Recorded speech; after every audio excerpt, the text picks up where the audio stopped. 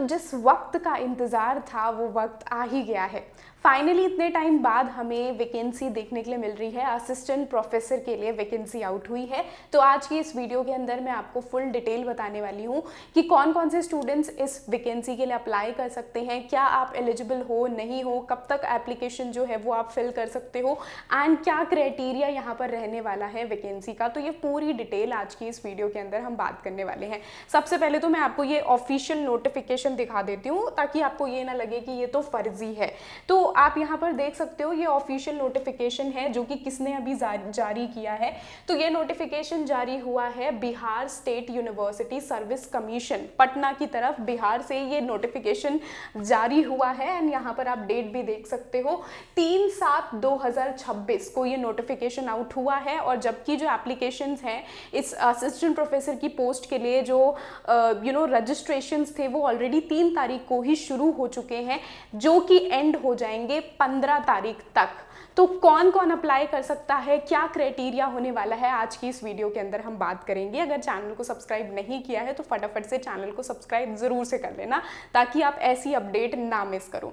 सबसे पहले आप यहाँ पर देख सकते हो कि जो वैकेंसी है वो कहाँ पर आउट हुई है। तो बिहार में असिस्टेंट प्रोफेसर की वैकेंसी आउट हुई है।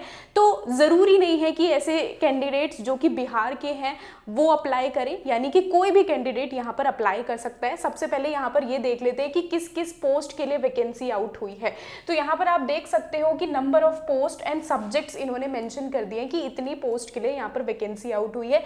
सबसे पहले हिंदी के लिए देख सकते हो 625 वैकेंसी है, इकोनॉमिक्स के लिए यहाँ पर वैकेंसी है, हिस्ट्री के लिए वैकेंसी है, पॉलिटिकल साइंस है, इंग्लिश है एंड सोशियोलॉजी है। ये इतने सब्जेक्ट्स हैं जिसके लिए यहाँ पर वैकेंसी आउट हुई है। तो इंग्लिश वाले जो स्टूडेंट्स हैं तो आप देख सकते हो यहाँ पर 674 वैकेंसी आउट हुई है इंग्लिश वाले स्टूडेंट्स के लिए। अब जो फॉर्म फिलिंग की जो डेट थी, रजिस्ट्रेशन की जो डेट थी, वो मैंने आपको बताया 3 तारीख से शुरू हो चुके हैं रजिस्ट्रेशन। एंड डे कौन सा है? 15 तारीख को आपको ये फॉर्म फिल जो है वो कर लेने हैं।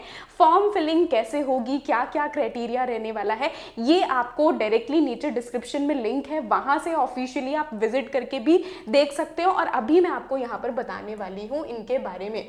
सबसे पहले तो जो आपको लिंक डिस्क्रिप्शन में प्रोवाइड किया गया है उसी लिंक से आप यहाँ पर पहुंच जाओगे और ये देख सकते हो ये ऑफिशियल साइट है, Bihar state university service commission Patna की ये ऑफिशियल साइट है। ओके, तो यहाँ पर सबसे पहले तो कुछ इंपॉर्टेंट चीजें यहाँ पर इन्होंने मेंशन कर रखी है। कौन कौन से स्टूडेंट्स यहाँ पर अप्लाई कर सकते हैं, क्या क्राइटेरिया है। सबसे पहले ये देखो यहाँ पर इन्होंने मेंशन किया है कि जो एप्लीकेशन है वो तो हमारा स्टार्ट हो चुका है ऑलरेडी। इंटरव्यू कब से शुरू हो रहा है, तो इंटरव्यू का भी यहाँ पर इन्होंने एक टेंटेटिव डेट्स यहाँ पर ऑलरेडी बता रखी है कि 17 से लेकर 18 तक स्क्रीनिंग होगी। इंटरव्यू की डेट ये बता रहे हैं 20 से लेकर 27 तारीख तक। एंड देन उसके बाद मेरिट लिस्ट को पब्लिश किया जाएगा, यानी कि इंटरव्यू में छाटा जाएगा कि कौन से कैंडिडेट्स जो हैं वो बेटर रहेंगे। एंड देन कॉलेज लिस्ट का preference and final allotment, final जो है वो यहाँ पर 1 तारीख तक आपको पता चल जाएगा कि क्या आप इस मेरिट लिस्ट के अंदर क्या आपको जॉब मिलने वाली है, नहीं मिलने वाली। यानी बहुत कम टाइम में आपको ये पूरा जो प्रोसेस है वो कंप्लीट हो जाएगा। इसके बाद date of joining, last date of joining भी इन्होंने मेंशन कर रखी है 7/8/2026, 7/8/2026 इन्होंने डेट मेंशन कर रखी है। अब यहाँ पर कुछ सब्जेक्ट वाइज जो वैकेंसी है वो तो मैंने आपको बता दी कि क्या क्या वैकेंसी है। एलिजिबिलिटी की बात करते हैं, यहाँ पर इन्होंने एज के बारे में अगर हम बात करें, इन्होंने बोला मिनिमम एज कितनी होनी चाहिए, 28 ईयर्स मिनिमम एज होनी चाहिए। मैक्सिमम कितनी होनी चाहिए, या तो 21 साल तक होने चाहिए और 21 से लेकर 43 ईयर्स तक के कैंडिडेट्स यहाँ पर अप्लाई कर सकते हैं। प्लस में यहाँ पर रिलैक्सेशन प्रोवाइड की गई है, लेकिन वो सिर्फ और सिर्फ जो बिहार के कैंडिडेट्स हैं उनको ही मिलेगी।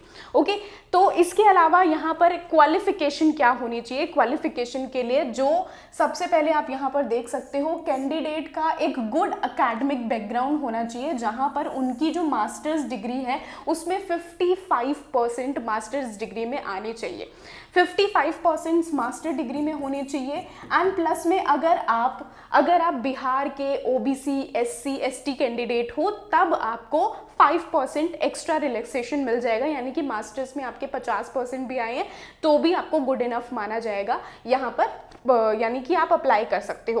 पहली चीज मास्टर्स में इतने मार्क्स, दूसरा इन्होंने बोला है आप या तो नेट क्वालिफाई होने चाहिए, क्वालिफाइड नेट यानी कि नेशनल एलिजिबिलिटी टेस्ट के थ्रू आपने नेट क्वालिफाई कर रखा हो, पहली चीज। और नेट में इन्होंने खास तौर पर बोला है कि यूजीसी और सीएसआईआर का जो नेट है वो यहाँ पर क्वालिफाई होना चाहिए।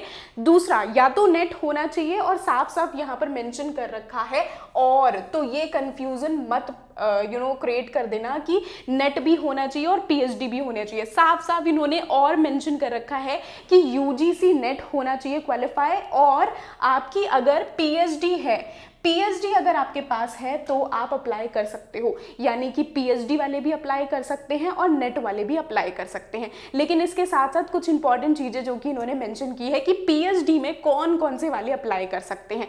सबसे पहले इन्होंने ये बोला है कि जो अगर आपकी पीएचडी में आपने इनरोल कर रखा है और अगर आपका पीएचडी का जो इनरोलमेंट है वो 2009 से पहले आपने पीएचडी कंप्लीट कर ली है या फिर आप उसमें इनरोल हो रखे हो, तो उसके लिए आपको एक सर्टेन एलिजिबिलिटी है जो कि आपको फॉलो करनी पड़ेगी। सबसे पहले इन्होंने यहाँ पर 5 एलिजिबिलिटी बताई है। अगर आपका पीएचडी 2009 से पहले का है तो उन स्टूडेंट्स के लिए है सिर्फ और सिर्फ। पीएचडी डिग्री जो है वो रेगुलर मोड से आपको मिलनी चाहिए, पहला। दूसरा, इन्होंने बोला है कि जो आपका पीएचडी थीसिस होना चाहिए वो एटलीस्ट 2 एक्सटर्नल एग्जामिनर ने उसको पढ़ रखा हो, यानी कि एवोलेट कर रखा हो, ये होना चाहिए। पीएचडी का वाइवा इन्होंने बोला है कि कैंडिडेट का कंडक्ट होना चाहिए। एंड चौथी चीज उन्होंने बोली है कि कैंडिडेट के एटलीस्ट 2 रिसर्च पेपर उसने खुद से पब्लिश कर रखे हो, ये यहाँ पर होना चाहिए। एंड देन उसके बाद फाइनल इन्होंने बोला है कि एटलीस्ट 2 पेपर जो है वो उसने कॉन्फ्रेंस या फिर सेमिनार में उसने क्या कर रखे हो, ये भी उन्होंने क्या कर रखे हो, पब्लिश करवा रखे हो, या फिर बेसिकली यहाँ पर हमने देखा, हाँ, सेमिनार हॉल में या फिर कॉन्फ्रेंस में होने चाहिए मौजूद। तो ये कुछ 5 एलिजिबिलिटी इन्होंने बोली हैं जिनके जिनका पीएचडी है और 2009 से पुराना वाला जो पीएचडी है उनके लिए ये खास तौर पर एलिजिबिलिटी है। और जितने भी ऐसे कैंडिडेट हैं जो कि 2009 के बाद उनकी पीएचडी में आप इनरोल हुए हैं या फिर आप पीएचडी आपकी कंप्लीट हो चुकी है, तो आप अप्लाई कर सकते हो, कोई आपको टेंशन, कोई परेशानी नहीं होगी। इसके अलावा और क्या चीज़ें यहाँ पर इन्होंने मेंशन की है, नेट क्वालिफाई किया है तो आप मैनेज यहाँ पर क्या है, अप्लाई कर सकते हो। इसके अलावा जो सिलेक्शन प्रोसेस है वो इन्होंने बोला है कि सिलेक्शन प्रोसेस की जो मार्किंग स्कीम है वो कैसी रहेगी। आपके 100 मार्क्स होंगे टोटल, और जो 100 मार्क्स है वो किस अकॉर्डिंग दिए जाएंगे, जो अगर आपने रिसर्च पेपर पब्लिश किया है तो उसके यहाँ पर इन्होंने बोले हैं कि 22 मार्क्स जो है वो रिसर्च पेपर के अकॉर्डिंग मिलते हैं। ओके, एंड रिसर्च पेपर में क्या होता है, एक रिसर्च पेपर के आपको 2 मार्क्स मिलते हैं। ओके, तो यानी किसने आपने रिसर्च पेपर पब्लिश किए हैं डिपेंड्स ऑन दैट, बट यहाँ पर इन्होंने एज सच कुछ मेंशन नहीं किया है, सिर्फ और सिर्फ इन्होंने बोला है कि एक कंबाइंड 22 आपको मिल जाएंगे रिसर्च पेपर के। पीएचडी अगर आपने की है, पीएचडी करने के आपको 11 मार्क्स मिलेंगे, जेआरएफ अगर क्वालिफाई है 11 मार्क्स मिलेंगे, 8 नंबर नेट क्वालिफाई है तो उसके लिए मिलेंगे। एंड साफ साफ मेंशन है कि जो अगर आपका पीएचडी और जेआरएफ दोनों अगर आपके पास है, यानी कि पीएचडी और जेआरएफ क्वालिफाई होने के बाद तब आपको टोटल 22 मार्क्स मिलेंगे। पीएचडी प्लस में नेट है तो 19 मार्क्स मिलेंगे। पीएचडी नेट जेआरएफ सब कुछ है अगर आपके पास, तो उसके लिए आपको 22 मार्क्स यहाँ पर प्रोवाइड किए जाएंगे। तो ये इन्होंने बोला है, इस अकॉर्डिंग ही आपको क्या है, मार्क्स यहाँ पर प्रोवाइड किए जा रहे हैं। पोस्ट ग्रेजुएशन जो मास्टर्स थी आपकी, मास्टर्स के यहाँ पर आपको 26 मार्क्स दिए जा रहे हैं। इसके अलावा 80% 26 मार्क्स में भी यहाँ पर इन्होंने बताया कि किस अकॉर्डिंग ये 26 मार्क्स दे रहे हैं। ओके, रिसर्च का ये इस अकॉर्डिंग इन्होंने बताया। पोस्ट ग्रेजुएशन में इन्होंने बोला कि अगर आपके पोस्ट ग्रेजुएशन में मास्टर्स में 80% से ज़्यादा अगर आपके मार्क्स आए हैं तब आपको ये 26 मार्क्स देंगे। अगर आपके 70 to 80% मास्टर्स में आपके मार्क्स आए हैं 23 मिलेंगे, 60% से अबव है 20 मिलेंगे, 55 से 60 है तो 17 मार्क्स आपको दिए जाएंगे। और यहाँ पर क्या है, ये ऐसे कैंडिडेट जो कि सिर्फ और सिर्फ ओबीसी SC ST कैटेगरी से बिलोंग करते हैं, सिर्फ और सिर्फ उनके लिए ही ये एप्लीकेबल है कि उनके 50 to 60 हैं, अगर रिलैक्सेशन के साथ तो उनको 17 मिल रहे हैं।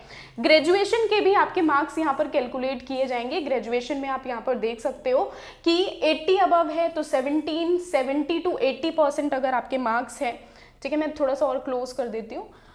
हाँ, तो इस अकॉर्डिंग आप यहाँ पर देख सकते हो 17 to 80% अगर मार्क्स हैं 15 मिलेंगे, 60 से अबव हैं 13, 55 to 60 है तो 11, 45 to 55 है 9, और अगर 45 से भी कम है तो 0 मार्क्स आपको मिलेंगे। तो सबसे पहले तो आपको यहाँ पर एक खुद की ही आप डिग्री वगैरह सारी चीज़ें इकट्ठा करके आप कैलकुलेट कर सकते हो कि आपके आउट ऑफ 100 आपके कितने मार्क्स बन रहे हैं, क्योंकि जो मेरिट लिस्ट आउट होगी ना वो इसी अकॉर्डिंग आपकी मेरिट लिस्ट आउट करके प्रोवाइड की जाएगी कि कौन से स्टूडेंट हैं जिनके इतने मार्क्स आने हैं।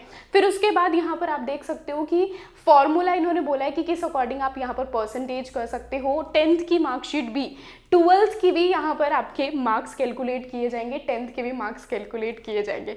तो हमें लगता था ना पहले कि यार अरे यार 12th के मार्क्स कौन ही देखता है आगे चल के, या 10th के मार्क्स कौन ही देखता है आगे चल के। तो देख लो भाई, 12th, 10th, graduation, post graduation, net, research paper सब कुछ कंबाइन करके आपको आउट ऑफ 100 आपके एक मार्क्स जनरेट किए जाएंगे। देन उसके बाद जितने भी कैंडिडेट्स हैं जिन्होंने अप्लाई कर रखा है उनकी एक मेरिट लिस्ट आउट होगी, एंड देन उस अकॉर्डिंग यहाँ पर यहाँ पर लिस्ट किया जाएगा कि कौन है फाइनली, जिसके सबसे ज़्यादा ऑफकोर्स मार्क्स बन रहे होंगे तो उनको यहाँ पर फाइनलाइज किया जाएगा।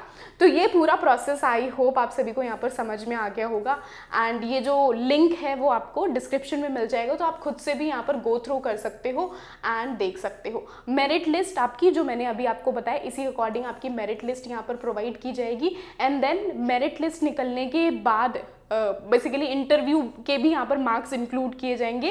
तो जितने आपके यहाँ पर टोटल मार्क्स बन रहे हैं प्लस में इंटरव्यू, देन उसके बाद आपकी मेरिट लिस्ट आउट होगी, आपको पता चल जाएगा कि क्या आपका नाम लिस्ट में है या फिर नहीं है।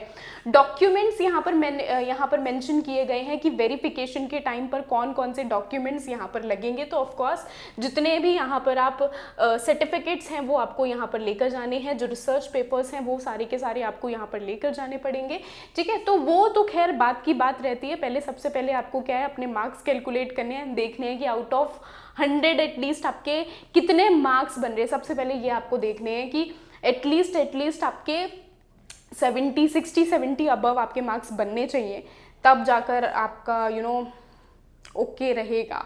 तो ये है। इसके अलावा यहाँ पर कुछ फॉर्म यहाँ पर फिलिंग के लिए मौजूद है, बट ये आपको नीड नहीं है। ये गाइडेंस है, यहाँ पर आप पढ़ सकते हो कि guidance for contractual faculty of appointment, and ये सिर्फ और सिर्फ उनके लिए है जो कि कॉन्ट्रैक्चुअल फैकल्टी है उनके लिए। तो आपको ये फॉर्म फिल नहीं करना है बेसिकली, एंड या आई होप आप सभी को समझ में आया होगा। आप खुद से भी एक बार यहाँ पर विजिट कर सकते हैं, इस वेबसाइट पर विजिट करिए, और वेबसाइट के साथ साथ आप यहाँ पर एक बार जस्ट गो थ्रू करके देखो। मैं ये कहना चाहती हूँ जितने भी स्टूडेंट्स हैं जो नेट क्वालिफाई कर रखा है, जिन्होंने एटलीस्ट आप अप्लाई करो, एटलीस्ट आप अप्लाई करोगे, आपको एक्सपीरियंस मिलेगा। एक्सपीरियंस के साथ साथ हो सकता है लक अगर लग जाए तो आपको जॉब भी मिल जाए, क्योंकि यहाँ पर नई वैकेंसी आउट हुई है, ये जल्दी में ही फाइनलाइज कर रहे हैं। तो फटाफट से यहाँ पर लिंक आपको मिल जाएगा डिस्क्रिप्शन में, वहाँ से आप कर सकते हो। इसके साथ ही जितने भी ऐसे कैंडिडेट्स हैं जिनको लगता है कि नेट क्वालिफाई करने के बाद आपको कोई जॉब नहीं मिलेगी, कोई नौकरी नहीं मिलेगी, तो आप देख सकते हो वैकेंसी आउट होती है। सिर्फ नेट क्वालिफाई करना ही इंपॉर्टेंट नहीं होता, आपके टोटल पूरे अब तक के जितने मार्क्स हैं वो सारे कैलकुलेट करके आपको यहाँ पर प्रोवाइड किया जाता है। आपका पूरा डाटा आपको यहाँ पर एनालाइज किया जाता है। तो दैट्स वाई सारे एरियाज के मार्क्स यहाँ पर इंपॉर्टेंट होते हैं।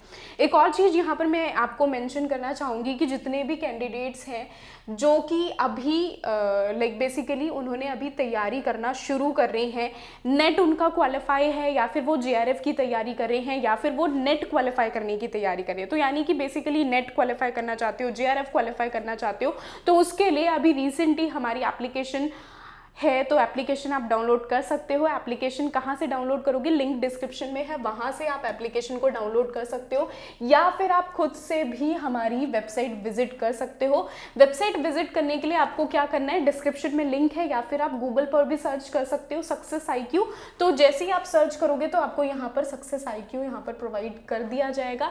होम पेज, यहाँ पर कोर्सेज का ऑप्शन आपको शो हो रहा है। जैसे ही आप कोर्सेज के ऊपर क्लिक करोगे तो आपको सारे जितने भी कोर्सेज अभी हमारे पास अवेलेबल हैं, UGC नेट पेपर 1 का, पेपर 2 के कोर्सेज, यहाँ पर इंग्लिश लिटरेचर का कोर्स है, तो आप उसमें इनरोल कर सकते हो। एंड या यहाँ पर इंटरनेट इशू मुझे लगता है हो रहा है, हाँ, तो कोर्सेज़ के ऑप्शन में आप जाकर इनमें इनरोल कर सकते हो। बाकी अगर आपको कोई भी प्रॉब्लम आता है इनरोलमेंट के रिगार्डिंग, अगर आपको कोई इशू आता है, क्योंकि यहाँ पर नेटवर्क इशू है इस वजह से ओपन नहीं आ रहा, 7011320891 यहाँ पर आप मुझे एक मैसेज ड्रॉप कर सकते हो अगर आपको कोई भी डाउट आता है इनरोलमेंट के रिगार्डिंग। अगर आपको यूजीसी नेट पेपर 1 बैच में आपको इनरोल करना है, पेपर 2 इंग्लिश लिटरेचर में अगर आपको इनरोल करना है, अभी फिलहाल में इंग्लिश लिटरेचर हमारे पास है, इंग्लिश लिटरेचर में अगर आपको इनरोल करना है, दोनों ही बैचेस आपको यहाँ पर मिल जाएंगे मिनिमम एंड अफोर्डेबल प्राइजेज में। एंड या हमारे चैनल को ज़रूर से सब्सक्राइब कर लें ताकि आप ऐसी जो इन्फॉर्मेटिव अपडेट्स हैं वो मिस ना करें। Bye bye everyone, take care.